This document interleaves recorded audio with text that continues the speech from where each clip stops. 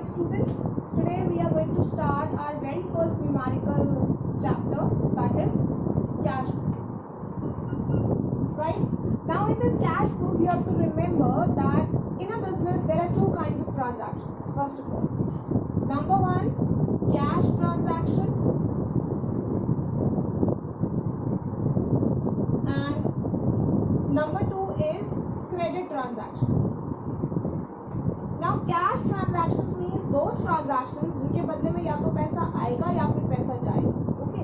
And credit transactions means उधार, अभी उनके बदले में कोई पैसा नहीं आ रहा. अब इनको आइडेंटिफाई करने का क्या तरीका है? देखो, cash transaction is very simple. Like Ram purchased goods for cash ₹50,000. Now this is a cash transaction क्योंकि यहाँ पे वर्ड कैश दे रखा है, राइट. तो ये क्लियर हो जाता है कि ये ट्रांजैक्शन कैश ट्रांजैक्शन है. अब purchased goods from Shyam for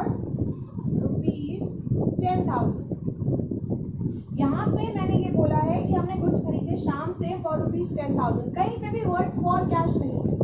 so जब the name of the person is given जिससे आप गुड्स खरीदते हो and cash word is not used, then it is a credit transaction. अब जो ये कैश बुक आप इसमें बनाते हो, इसमें आप सिर्फ और सिर्फ कैश ट्रांजैक्शंस को रिकॉर्ड करते हो. Credit transactions are not at all recorded in the cash book. First thing is this. Second is, cash book जो है आप पढ़ोगे दो तरह की. One column cash book and it is also known as single column cash book. And then the next cash book you will study is double column. Double column में there are two columns of amount. One is cash and the other column is bank. Whereas single column cash book में एक ही column होता है, या तो cash का column होगा या फिर बैंक का कॉलम होगा. Next we come to the format. Formatting is very important in accountancy. Top पे we will write down cash book. Then divide this whole page into two parts. Change the direction of the page. Okay, change the direction of the register. You people, for example, if this is the register, then this format is not going to be prepared this way. If your register is not that broad, you will in fact prepare it this way. Right? You will just divide it into half, and then what are we going to do is, both the sides it's the same format, but it has to be in the two sides.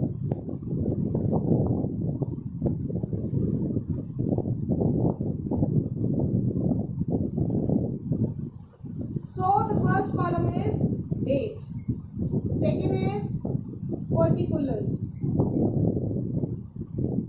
then it's LF, and then it's amount.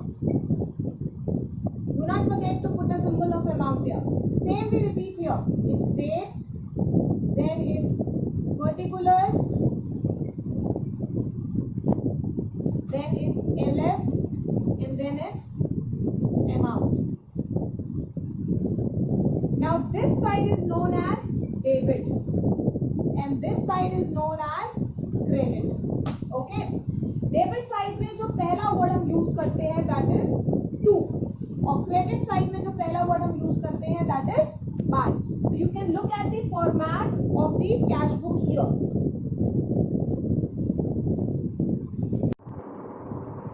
Alright students, I'm going to discuss one numerical with you people related to cash book. See, the question will be this way: enter the following transactions in a single column cash book. तो यहाँ पे बिल्कुल clearly बोल रखा है कि single column cash book में आपको रिकॉर्ड करना है, राइट. अब दिस इज द क्वेश्चन. ये ईयर दे रखा है एंड देन डेट वाइज जो है आपको ट्रांजैक्शंस दे रखे हैं. I told you that this is a debit side, this is a credit side. अगर पैसा आएगा, अगर बिजनेस में पैसा आ रहा है तो आप उसको रिकॉर्ड करोगे डेबिट साइड में, और अगर पैसा जा रहा है तो उसको आप रिकॉर्ड करोगे क्रेडिट साइड में. सिर्फ आपको ये लॉजिक लगाना है कैश बुक बनाते वक्त कि पैसा आ रहा है या पैसा जा रहा है. लाइक द फर्स्ट ट्रांजैक्शन, सबसे पहले ईयर देखो 2019, तो दोनों ही साइड डेट कॉलम में आप ईयर लिख दोगे 2019. ओके अब कमेंस्ड बिजनेस विथ कैश, जब हम बिजनेस की शुरुआत करेंगे तो पैसा आएगा, राइट? तो यहाँ पे you are going to put the date March 1। वो पैसा जिससे बिजनेस की शुरुआत करी जाती है वो कहलाता है कैपिटल। सबसे पहला वर्ड आप यहाँ पे यूज करोगे टू, और उसके साथ आप यूज करोगे word capital. To capital account, हर एक वर्ड के आगे हमें यूज करना होता है account. And then amount column में we will put the amount that is 20,000। Bought goods for cash, goods खरीदे तो पैसा आ रहा है या जा रहा है? पैसा जा रहा है। सो अब आप आ जाइए क्रेडिट साइड में, क्योंकि अगर पैसा जाएगा तो that has to be recorded in the credit side. Date लिखिए March 2।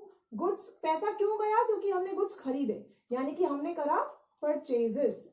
So by purchases account, और अमाउंट हम लिख देंगे 5,000, right? Then sold goods for cash, आपने गुड्स बेचे फॉर कैश, तो आपके पास क्या आया? पैसा अगेन आया। प्लस किस वजह से आया? उस वजह का नाम क्या है? हमने सेल करा। सो पहला वर्ड टू, फिर हम लिखेंगे sales account, and then we will post the amount that is 4,000। Next is goods purchase from Ravi on credit, साफ साफ लिख रखा है कि हमने क्रेडिट पे खरीदा है। सो इस ट्रांजैक्शन की कोई पोस्टिंग नहीं होगी कैश बुक में। पेड टू रवि ₹7,000, अब हमने रवि को पैसा दिया, तो रवि को पैसा देने से हमारे पास से पैसा जा रहा है। So we will come to the credit side, we will put the date March 13 by Ravi, and we will write down the amount 7,000। Ravi के आगे हम अकाउंट वर्ड नहीं लगाएंगे, किसी भी नाम के आगे हम अकाउंट वर्ड नहीं लगाते if it's a name of a person. और स्टिल अगर आपको लगाना है तो आपको यहाँ पे पहले अपोस्ट्रोफी एस लगाना पड़ेगा, and then you will write down Ravi's account, Ravi का अकाउंट, राइट? तो अपोस्ट्रोफी एस लगाना जरूरी है, then only you can use the word account, otherwise you have to write it only Ravi and account word won't be used. Then cash sales, अब हमने फिर से cash sales करा तो हमारे पास पैसा आया। So we will put the date first of all, and then we will write down to sales account 8,000। Then purchased furniture for cash ₹6,000, आपने फर्नीचर खरीदा, पैसा गया। सो क्रेडिट साइड में आ जाइए, बाय फर्नीचर। इस बार आपने फर्नीचर खरीदा है तो आपको उस एसेट का नाम लिखना पड़ेगा, क्योंकि परचेजेस वर्ड हम सिर्फ तब यूज करते हैं जब हम बिजनेस से रिलेटेड स्टॉक खरीदते हैं, यानी कि जिस गुड्स में बिजनेस डील कर रहा है वो स्टॉक हमने खरीदा है। देन पेड वेजेस, अब हमने वेजेस पे करी, अगेन पैसा गया, so by wages 380। Next is paid rent, again पैसा गया, by rent 400। Then received commission, अब हमने कमीशन रिसीव करा तो हमारे पास पैसा आया, to commission and it is 600। Then withdrew for personal expenses, drawings. Personal expense का मतलब होता है अपना पर्सनल खर्चा, यानी कि ड्रॉइंग्स, तो बिजनेस से तो पैसा जा रहा है ना। So by drawings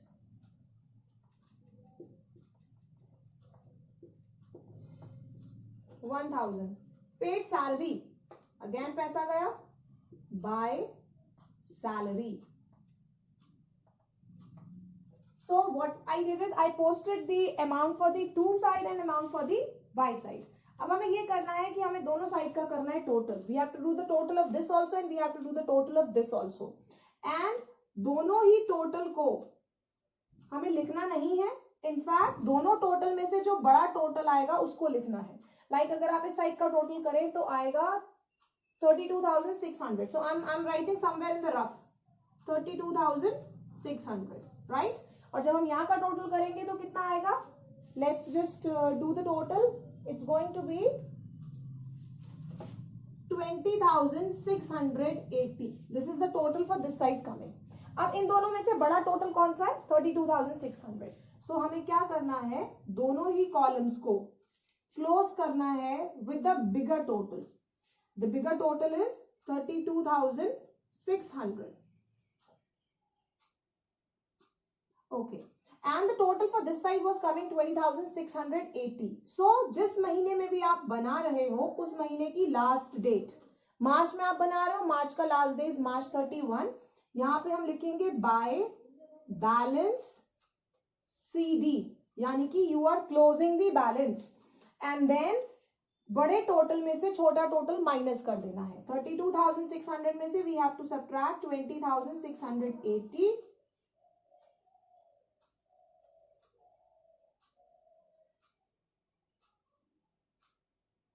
And then it's coming 11,920. That's a balancing figure. इसको हम यहाँ लिख देंगे 11,920. और ये जो मैंने रफ में लिखा था, I'm removing it because this was just to explain you people. Then the next day of the month, that is April 1. मार्च के बाद नेक्स्ट मंथ क्या आता है? अप्रैल. अप्रैल का फर्स्ट डे April 1. ये जो आपने इधर बैलेंस सीडी करा है उसको आप इधर लिख दोगे टू बैलेंस BD 11,920. इस महीने का जो क्लोजिंग बैलेंस है वो इस महीने का ओपनिंग बैलेंस हो गया. बिल्कुल सिंपल है. इतना पैसा हमें मिला, इतना हमने खर्चा करा, इतना कैश हमारे पास बचा, right? This was receipt side, this was payment side, and then we find it out कि कितना कैश हमारे पास बचा. तो हमारे पास बचा 11,920 rupees in the month of March, and that will become the opening balance for the month of April. So this is how we prepare a cash book.